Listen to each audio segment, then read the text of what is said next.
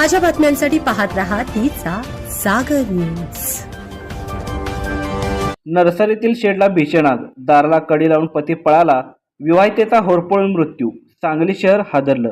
सांगली शहरातील विश्रामबाग परिसरात असलेल्या 100 फुटी रोडवरील शांतीबर्ड चौक येथे एका नर्सरीमधील पत्रावजा शेडला काल रात्री 10:30च्या सुमारास अज्ञात कारणातून भीषण आग लागल्याची घटना घडली आहे। या आगीत विवाहितेचा होरपळून दुर्दैवी मृत्यू झाल्याचं प्राथमिक तपासात समोर आलं आहे। निकिता शिव मनगुळे वय 25, मूळ राहणार कागवाड बसवनगर असे मृत महिलेचे नाव असून संशयित पती शिव मनगुळे हा पसार झाला आहे। दरम्यान या प्रकरणी काही संशयास्पद गोष्टी समोर आल्याने पोलिसांचा सखोल तपास सुरू असल्याची माहिती आहे। घटनास्थळी आणि सांगली पोलिसांकडून मिळालेली माहिती अशी की शहरातील 100 फुटी रोडवर चौकात एक नर्सरी आहे। देखभालीसाठी कर्नाटकातील एक दाम्पत्य या ठिकाणी राहत होते। काल शुक्रवारी रात्री 10:30 वाजल्याच्या सुमारास ते राहत असलेल्या पत्र्याच्या शेडला भीषण आग लागली। धुराचे मोठे लोट येऊ लागले।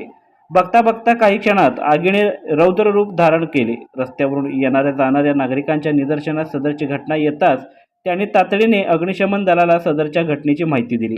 100 फुटी रस्त्यावरील कोळी यांच्या मयूर नर्सरीत असणाऱ्या शेडमध्ये दाम्पत्य राहत होते। आगीच्या घटनेनंतर मृत महिलेचा पती घटनास्थळावरून पसार झाल्याचे पोलिसांनी सांगितले।